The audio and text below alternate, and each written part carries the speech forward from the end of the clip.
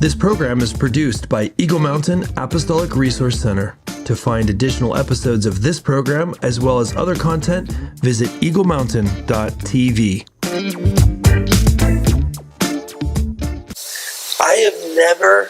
I'm going on record right now, I've never had a harebrained idea. He's had lots of ideas that have hair on them. Did you just say I've had lots of ideas with hair on them? Yes. Okay. Oh my goodness. What? The devil? I found him. Why am I not surprised that he's in here? He's over here in this bucket. There he is. Mr. Sin! Not bothering us anymore.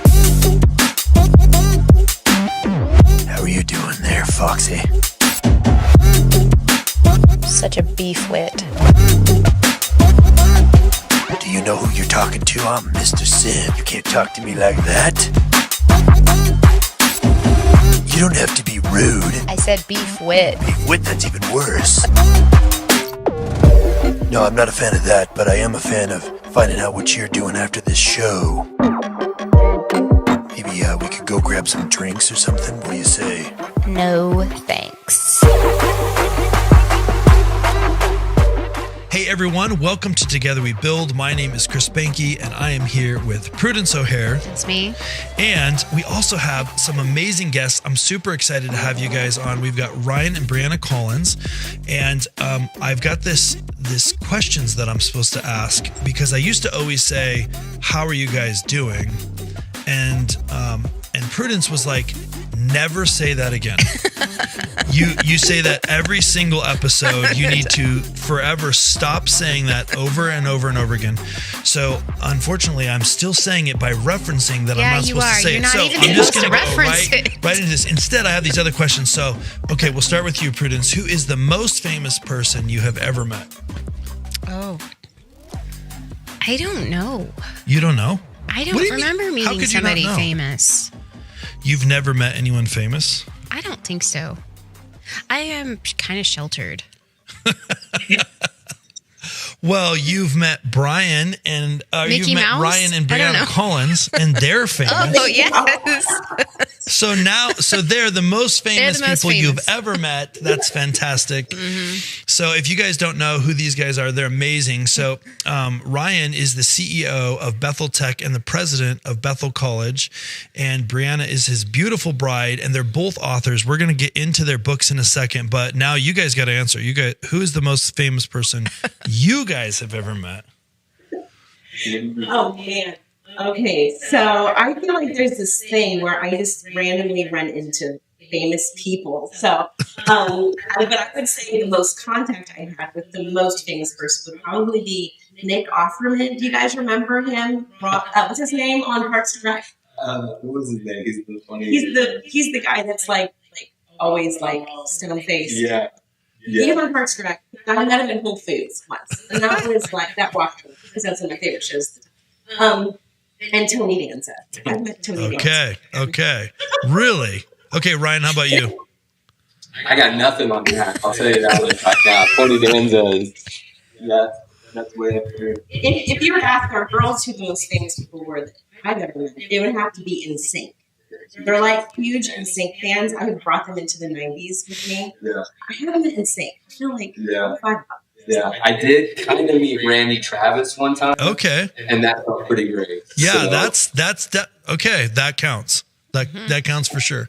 Okay, so we warned you guys about the trivia, but I didn't warn you about this question. Yeah. So that was you all did amazing. I feel like that none of the answers were that incredible though. But that's okay. That's all right. I'm cool with it. So, but we need to immediately move into trivia. Okay. Are you ready? Yeah, I've shifted gears. Okay. Are you guys ready? You guys don't even know what you're in for, but this is. I'm a little scared, but also super competitive. Oh, okay. Well, I've got a cheers button here. So far, Prudence O'Hare has never been defeated by anyone. That is a fat had. lie, and you shouldn't be lying on this show. Oh, sorry, Buckley. Okay, all right. We're going to go into the first trivia question. Here it is. Okay, here we go. We're only going to do let's see. Let's do 4 questions. Let's do 5 questions. Okay. Ready? 5. These are animal trivia. That's on Prudence. If you don't like animal trivia, that's on her. Okay, here it is. First one. A newborn kangaroo is about the size of a... Wait. Everybody guess first. You can guess first, Prudence. How big? This is kind of a weird question because a lot of things can be this size. I think it's probably like a lima bean or something. Okay, so one guess for lima bean. What do you guys think? I mean, I was going to go with like peanut. Yeah. I'm going to go with like a baby mouse or something. Baby mouse. Okay, so I'm going to give Brianna and Prudence the answer because the answer... No, I'm going to give them credit. You guys get cheers. Okay, because the answer was lima bean, but a peanut's about the size of a lima bean. Really? The answer answer's really is lima bean. No joke. I Like you totally can look was at my guessing. screen. Check it out. Actually, don't look at my screen. Ryan did not get it. Ryan, This was rigged. a baby mouse is probably adorably cute, but definitely not the right answer. Okay, so all right. So far the ladies are destroying you, Ryan. But I'm running it, so I can't even help out. So you're kind of on your own. Okay, next question. What is the smallest mammal in the world? The smallest mammal. The smallest mammal in the world. Prudence, you have this. You know this. Is it a I don't think you know shrew? this. A shrew. Okay, we got one answer for shrew. What do you guys think? I was thinking something like that actually, but I don't know. What is a shrew? It's like the tiniest mouse. Okay, so it's like a, okay. Like a baby mouse. A baby like a baby mouse. This is a recurring theme. This is a recurring theme. Brianna, do you have a different answer, or are you going to go like the Collins household? I mean, the only thing I could think of was like a bat. I think Yeah, I was thinking, yeah. It's like, yeah, I like that. I'll go with that. I'll go with that. So you said bat, right? I was actually thinking that. Too. Okay. So he's switching up here. He's pretending like he was thinking about. The answer is bumblebee bat. Oh, it is a bat. You guys win. You guys win. Oh, where's... You guys for sure win that one. Okay, we're going to do 2 more. What animal... this is super weird. I don't even know how they Bring figured it this out. on, Chris. What animal has the highest blood pressure? Highest blood pressure. Like, who knows that? Who would know that? A veterinarian would know that. That's it. I'll give you a hint. A veterinarian from Africa would know this. You got to guess quick. Rhinoceros. Okay, we got a rhino guess. What do you guys think? You guys can team up. You guys can even discuss. I mean, those guys are... We're one, so you know. That's... I was going to go with gazelle or something like that. Something that's constantly looking over its shoulder. I was going to go with hyena because they're small. So. Oh, hyenas are definitely uptight. Hyena? Because they're wound up? The answer is giraffe. Everyone loses. Everyone loses. Giraffe. That's super weird. I did learn this weird thing about giraffe. They have the same number of vertebrae as humans. Yep. I knew that. Crazy. That's super wacky. Okay, last one. So far, Ryan and Brianna are 100%, and you've got none right. No, I got lima bean right. I got the lima bean right. Defensive. Okay, here we go. Last one is, how far away can a wolf smell its prey? 5 miles. Okay, we got a 5-mile guess. What do you guys think? That is so much further than I was going to say. Yeah, it's going to be like, I don't know. 2 miles. Sure, we'll go. Let's try that. 2 miles. Let's go 2 miles. 2 miles? Is that what you said? 2 miles is 100% dead on, exactly correct. I way overguessed that. It's a good thing, too, because we got them in the area now. I appreciate you not cheating, because literally on this giant 60-inch TV behind the camera is the actual answer. Yes, because it's my I know. And so I specifically stared at you. Thank you. Well, in all fairness, I just measured my thinking based on what you heard. So if you would have said 20 miles, I would have been like, let's go with 15. So we'll give you partial credit. All Give right. you partial credit for that. Yeah, partial credit for starting me on the right track. This has never happened before, but everyone got 100%. Nice job, you guys. Nice job. You know what? Excellent job. That is so good. I really want prizes for this. You want prizes? Yes. Okay, prize is, real quick before we kick this off, the prize is you're going to read out of that book. Yeah, we have this book. Yep, really quick. 1,200 words you should know to sound smart. We are educating the world. You guys are like, what did we sign? What kind of interview did we sign up for? I love this. Is great. I actually love that. Yeah. So this book, I think if you memorize these 1,200 words and you just roll around dropping these words on people, you are going to not sound smart. You're going to sound like a weirdo. That's what I think. Okay. Here's one. Auto detect. Auto detect? No, it's not detect. It's a self-educated person. So here's the sample. In the 20th century, the library was the university of the autodidact. In the 21st century, it is the internet. So I'm not going to remember this. Wait. So read the definition again. It's a self-educated person. Huh. So the internet is not a person. Well, neither is a library. So I don't know. So Ryan, you got to figure out how to work that into something like official, like some kind of, next time you're speaking at Bethel or something, you got to work in autodidact. And if you do, then there'll be a prize. I will mail you a prize. They're going to be like, okay, I don't know what he's talking about, but okay. You guys, thank you for being a good sport. That was super fun. I don't know about the autodidact. I feel like that's the first word out there. That's a little bit false. I don't know about your book. I consider myself that. You're in a lot of ways. You're an autodidact? Oh my goodness. Well, none of that is what this episode's about at all. None of that is what this episode is about. Is we have got these two amazing people. Both of them are authors, and I would love to get into. You guys have both written books. I believe they're very different from each other, but I'd love to get into those. So Ryan, I have known Ryan a little while now. We're beginning to know each other. Met you. You were speaking for an event I think that we were managing, and then you came and you spoke at an event we were running called Hub Nation, which was awesome.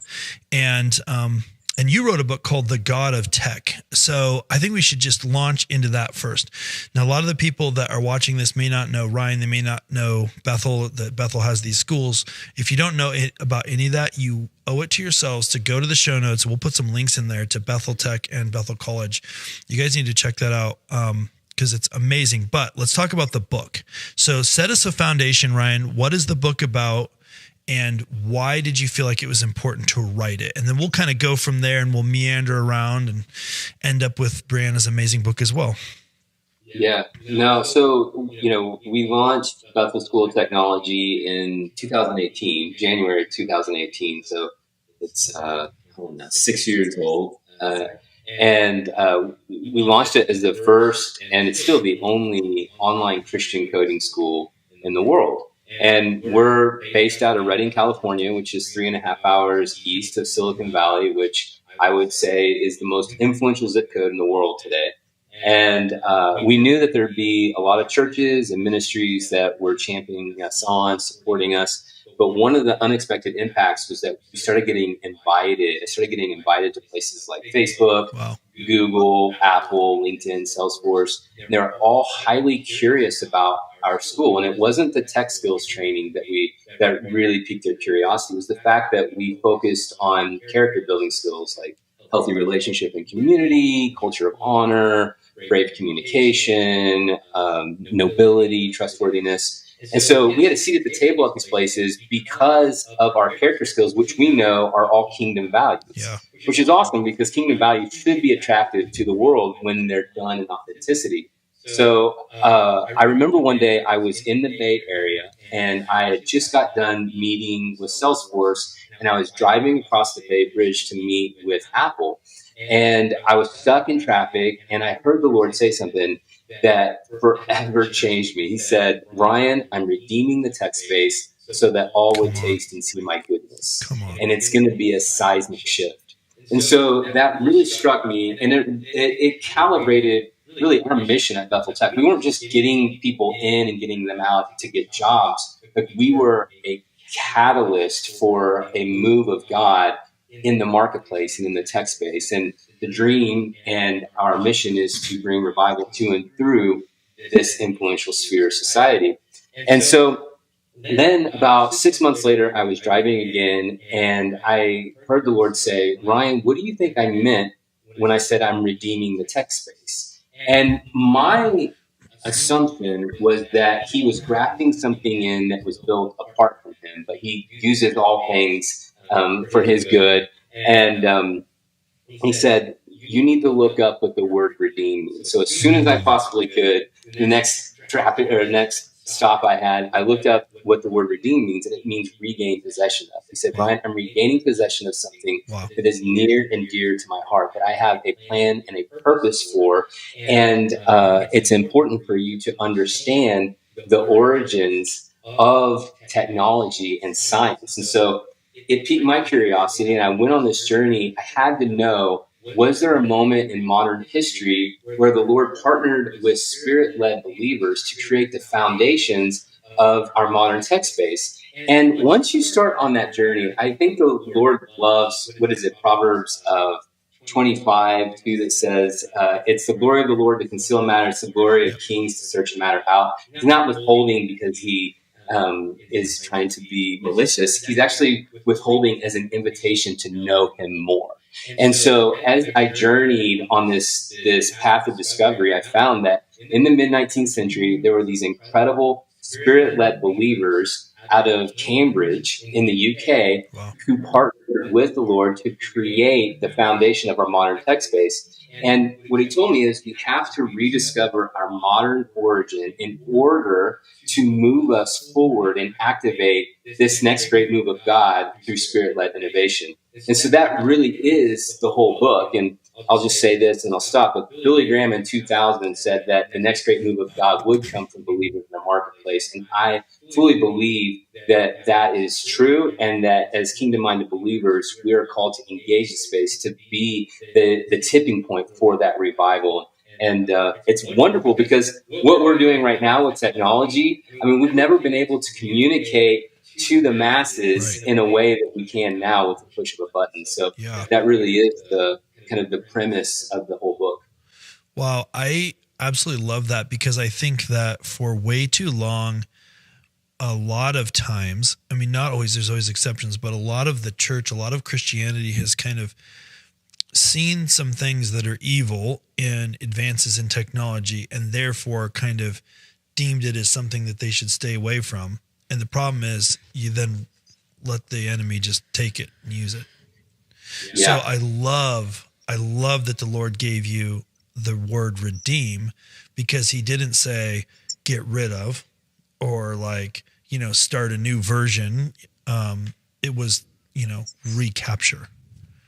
Yeah. And I'll say this too, to your point, that's an incredible point, because what happened after these Spirit-led believers set this foundation for our modern technology and science, the church didn't take the baton. There's a particular individual, James Clerk Maxwell, out of Cambridge, Michael Faraday, Charlie Babbage, who is considered the father of the computer. He created a blueprint 150 years ago of what the digital computer would look like today. It's pretty fascinating. It was all revelation from the Lord.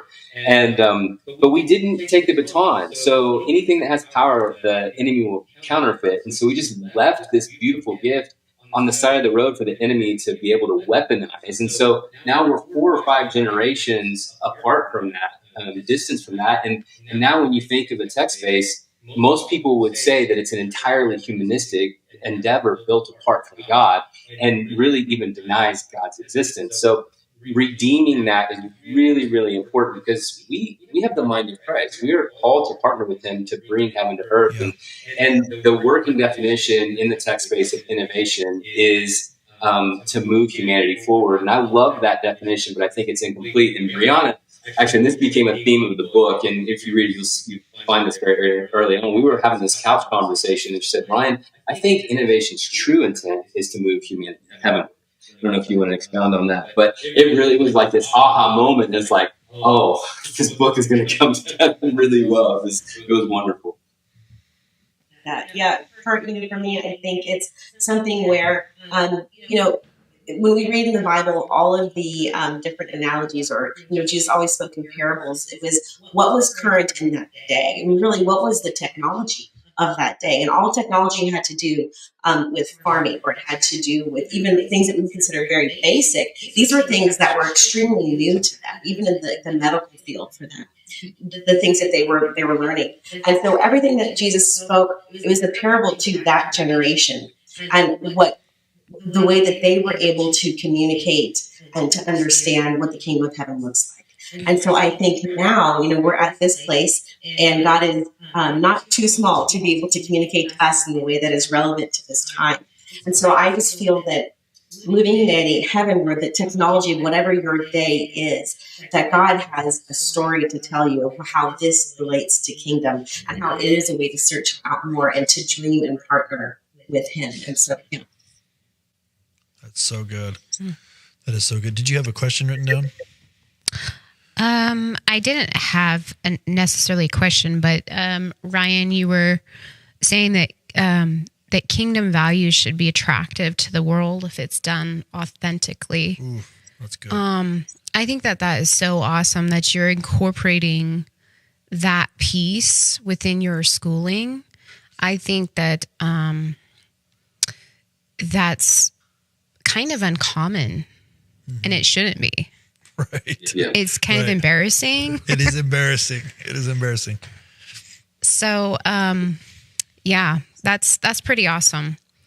Yeah, I think sometimes as believers, we've bought into the false narrative that there are these walls there that actually don't exist, and if we just press on them a little bit, that they come crumbling down. So if we're engaged, if we know as believers that we have the kingdom of heaven inside of us, and we get to carry that wherever we go, we have full confidence that superior authority will trump anything that is a counterfeit or an inferior reality.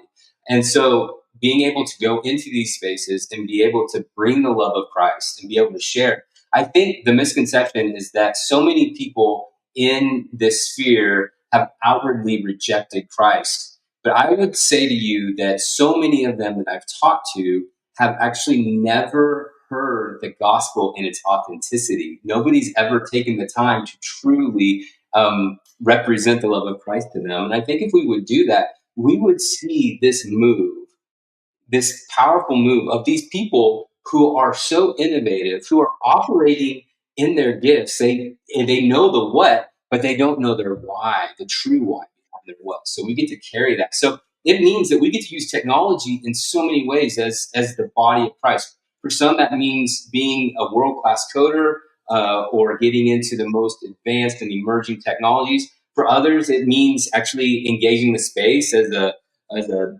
evangelist or a business person, wherever, or an intercessory prayer warrior. But the point is the church cannot run away from this. We actually have to run to it, and that's what we'll see the redemption that the Lord sharing with me. Yeah, and I think the skills that Brian was talking about, the soft skills, where we're really going after integrity.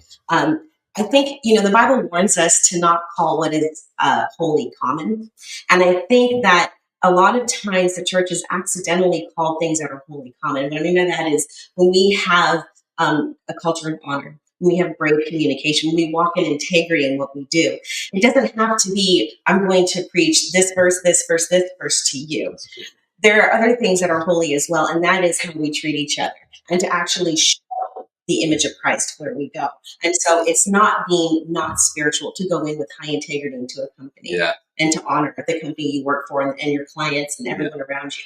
That's actually holy. That's actually bringing the power and the kingdom of heaven into your workspace. Yeah. The number one character skill that companies are looking for, I don't know, Gallup or Forbes, somebody did this survey recently. It was trustworthiness, which is, how integrous are you? And trustworthiness is not just in, how you talk, but it is, do you show up every day at work and you bring excellence in your skill and character? And that skill part is a big thing. If you're doing things that are uncommon, that are so astounding that it causes somebody to ask why. It's like Daniel in Nebuchadnezzar's court. Like he was considered 10 times more capable than the other wise men, and to the point where Nebuchadnezzar in chapter 4 of Daniel opens by saying, "To the Most High God, from whom I've seen the greatest signs and wonders." We need Daniels in these spaces that lead people to an encounter with Christ because of what they've seen displayed in the excellence of Christ's ambassadors. Man, that is so powerful, because I think that we kind of get in these little like modes of complacency where we just kind of like, well, that's just the way that it is.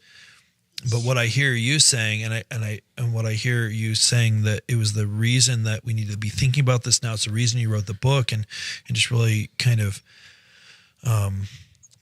needs to be a focus on it, is for too long we've kind of relegated our responsibility over to the world, and then we're kind of sitting here wondering why the world has gone this direction.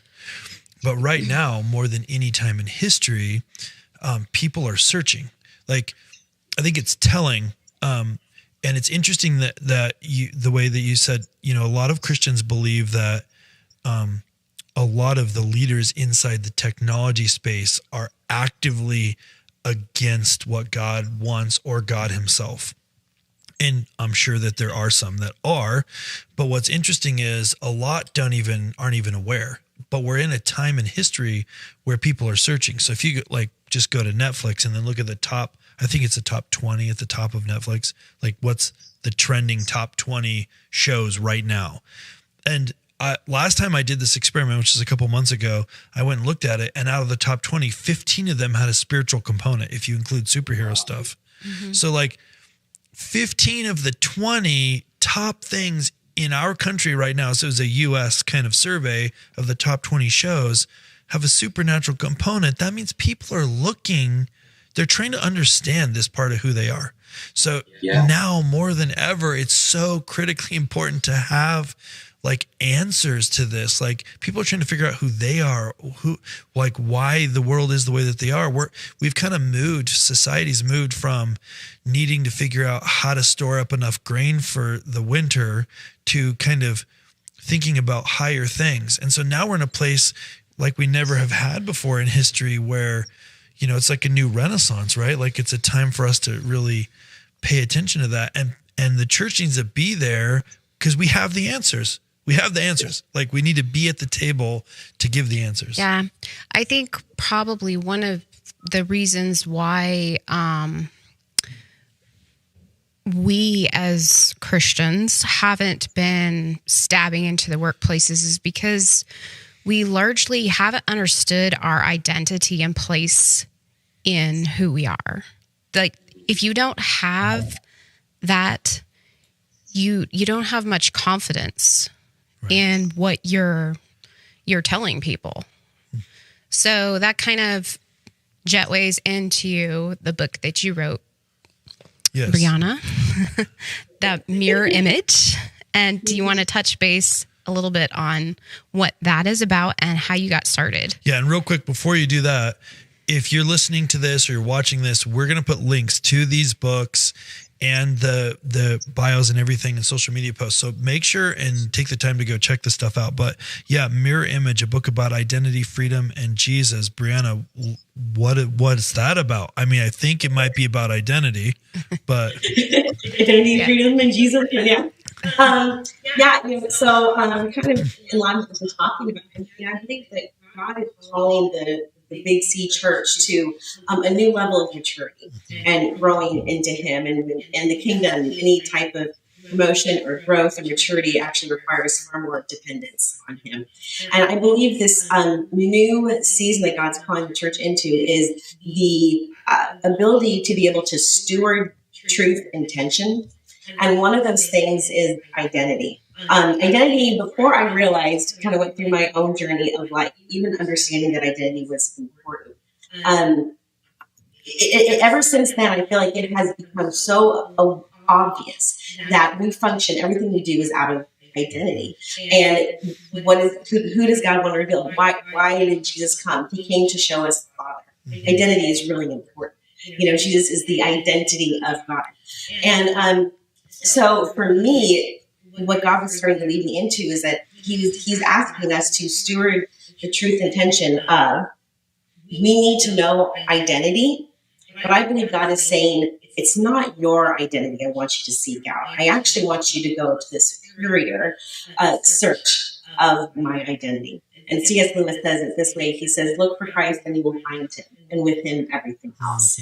And so I think, for me, my initial search for identity started out with, who am I? Who am I? Who am I? And I kept going back to where I was at. And those things are good. I believe God wants you to find that.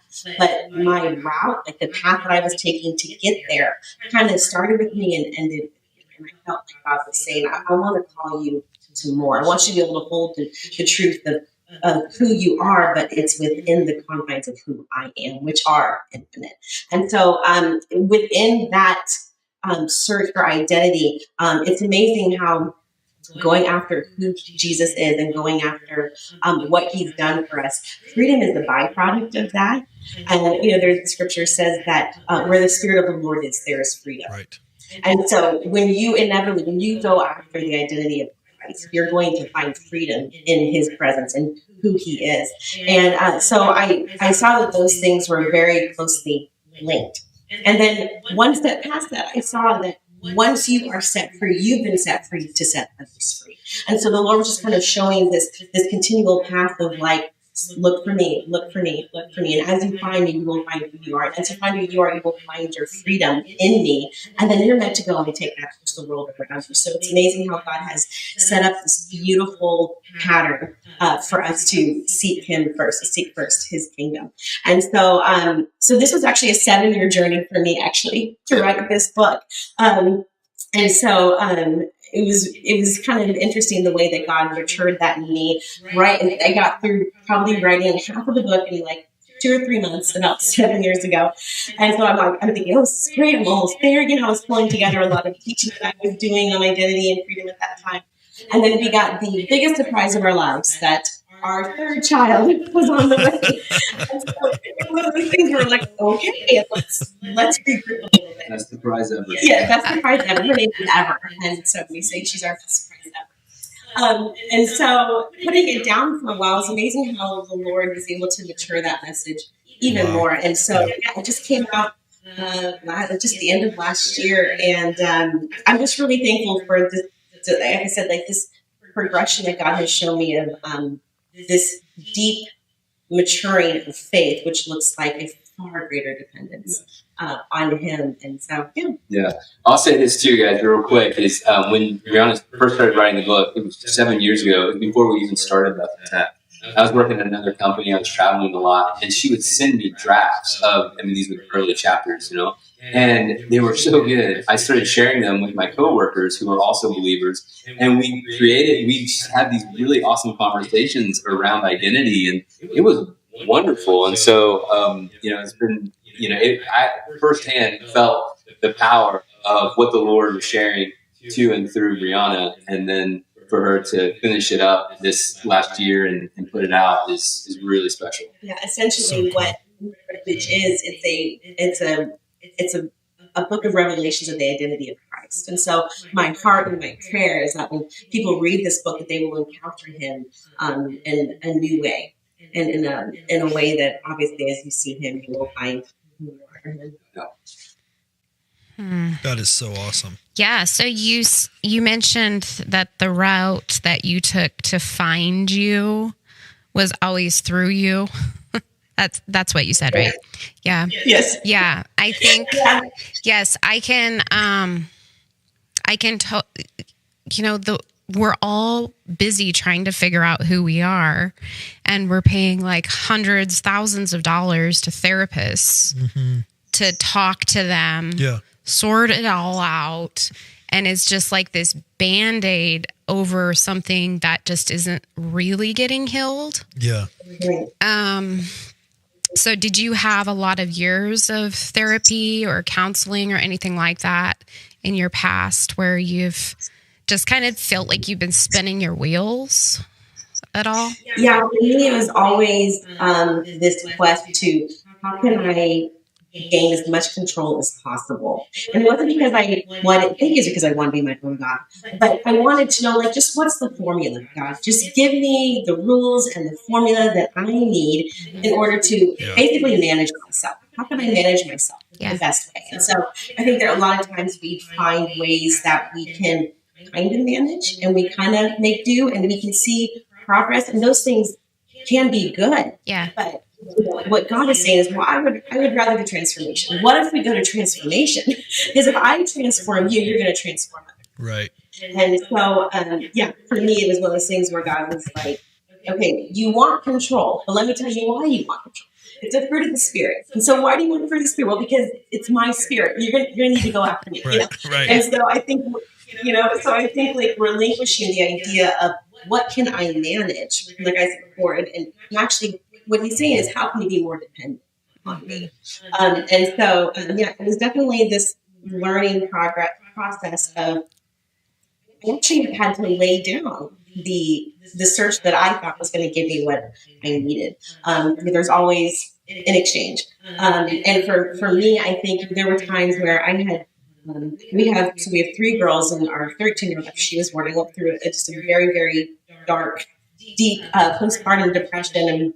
And in that time, God was able to show me, as I went through the trenches of that, kind of where a lot of the things were that I was going for, that again, I was just trying to find control over how can I manage this? Like, I might have these things, and I would say they were like triggers for me. And so I essentially was saying, how can I order my life, around these triggers as a way of avoiding that? But the truth is I was afraid of those triggers. Yeah. And God didn't want to call me to a life of avoidance. Because really whatever we fear, we'll worship. And whenever we worship, we're going to order our lives around. And I was ordering my life around avoiding triggers instead of ordering my life around Him and following His presence. Yeah. And so the Lord, took me to a much deeper place of, it is so good to identify the triggers. That's great. But I want to heal those triggers. And so I believe God wants to give us more than just a really good management plan of ourselves. Right. He wants to give us who He is, His identity, and to be able to walk in that freedom. That's so good. The issue of control. I hear what you're saying. We've never had any kind of issues like that ever. But I do hear what you're saying. And the issue of triggers. I can kind of understand. No, I think it's so important. I think that, one of the things that is talked about a lot right now in the church is identity.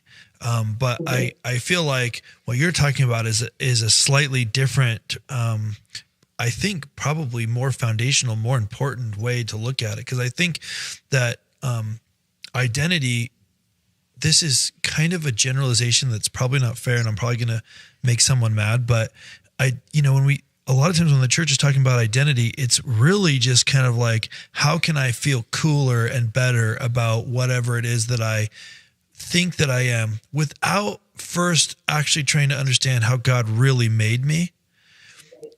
So talk about that. I believe that's one of the things that you dig into in the book also. Yeah, I think all of those things can be useful tools, but they're meant to be a starting point, not a destination. And I think a lot of times, again, looking for that sense of control, we say, well, I'm this type of person, so therefore this is who I am, and so I'm going to find ways to manage who I am again. And so I do feel like that God is saying, what if we laid aside everything else?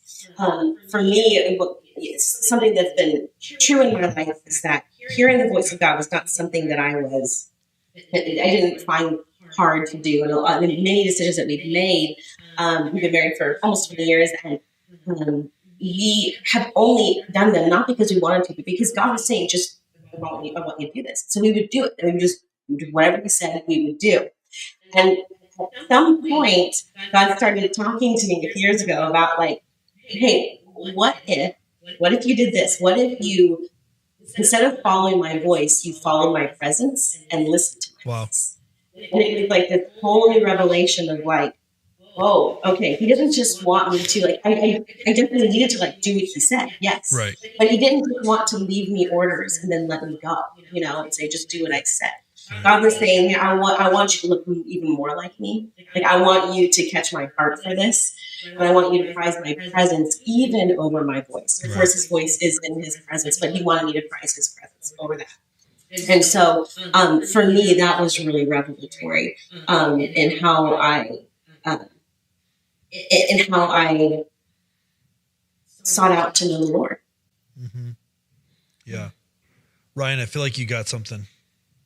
No, I think it's just been huge in just our walk together too, and maturation. I mean, we have a wonderful marriage. We've been married, almost 20 years, 19 years, and we have had. I mean, I think that's probably some of the overlap in our book. We talk about this journey, these stories of God telling us to do things where people are like, "That's wild, that's crazy. Yeah. Are you sure that's the Lord?" Yeah. We're like, "No, we know it's the Lord." And we do it. And I mean, even us coming out to Reading to start Bethel School of Technology, the Lord had put on our hearts individually at the same time. And then, I think you had asked, is God saying something about California? And he gave us the exact same phrasing. And so we knew we were supposed to come out there. We didn't know, Bethel Tech there wasn't a seed of an idea for us at that moment. Yeah. We started bringing that into focus as we took each step of the faith journey. But then, God's goodness is glory to glory. And so what Brianna's talking about is so paramount to our lives individually, but also as husband and wife, and then how we parent is to seek first his presence. And obviously his voice is in his presence, but that's the thing that we go after. Yeah. First and foremost. And everything else is Matthew 6:33 comes into focus when we seek first his presence. Man, that's so good. I feel like I think it's amazing actually that God is using you guys working together through your own journey as a couple, kind of in these two different areas, because I feel like the season that we're moving into just in the whole world, is kind of hitting this crossroads where it's time, and it's actually way past time, but it's time that God is beginning to start redeeming things like technology.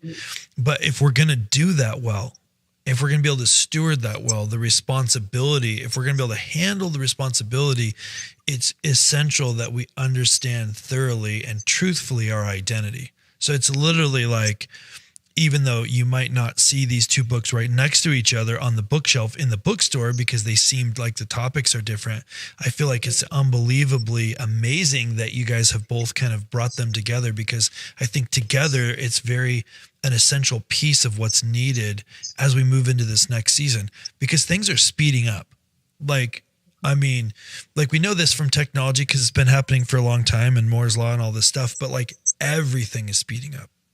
Because information moves so freely, wars begin and end faster. Like everything is speeding up. And I think if we're going to be, as Christ followers, going into the world and working to kind of bring the kingdom to people in a way that they can actually see God through what we're doing, we have to have this stuff addressed ahead of time. So I am so excited about it. I have been able to read Ryan's book. I have not been able to read your book. So I'm going to order a copy right now on Amazon and get it and go through it.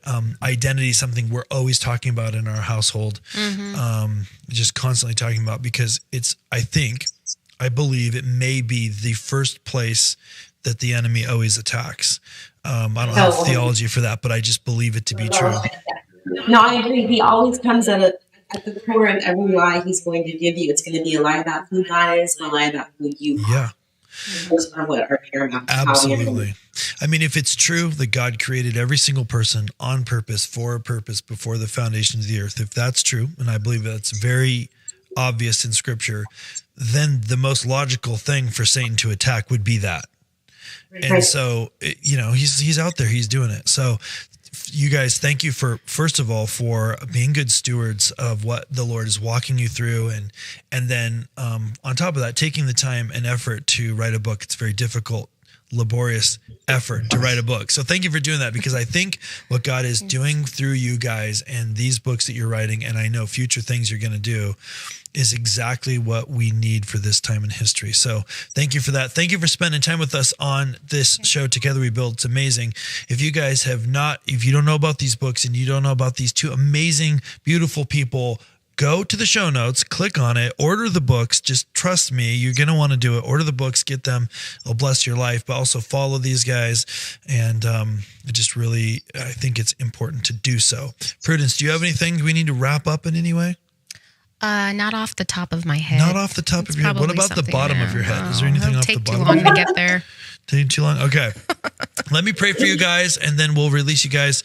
And if you guys are watching again, definitely take the time, go to the show notes, and check this stuff out. It's important. So, Father, thank you for what you're doing through both Brianna and Ryan and the books that they're writing and the place that you're taking all of us, Lord, just in kingdom, like where you're going and what you want us to do. We are so excited for it. So thank you for that. Father, I ask that you would just bless these two amazing people, as well as everybody that's hearing this, that's like, man, I don't know, maybe I should, maybe I need to be thinking about this technology stuff, or I feel like a call to this, but I thought it was evil. I thought it was Satan's playground, or man, I'm just trying to learn my identity, but everything that I study just tells me how cool I am, but I really want to know who I am in you, Lord.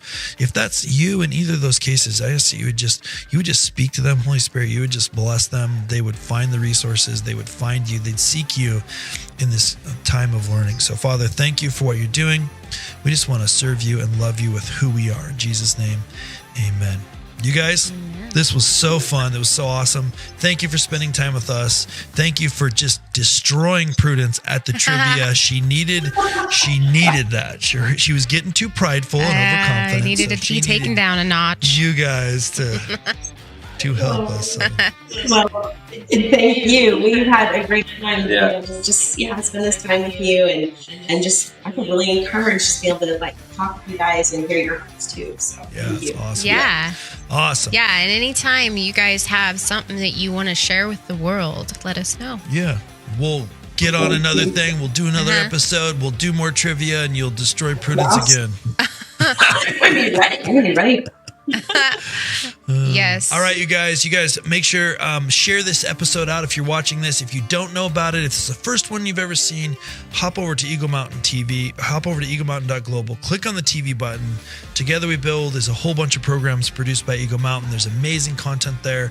Definitely, if you've been blessed, go ahead and support this, share it out to the world, and we will see you guys on the next one. See you around. Thank you for watching Together We Build with Chris and Prudence. To learn more about this and other amazing programs, visit eaglemountain.global. To learn more about Chris and Prudence and the ministries they serve, visit chrisandprudence.com.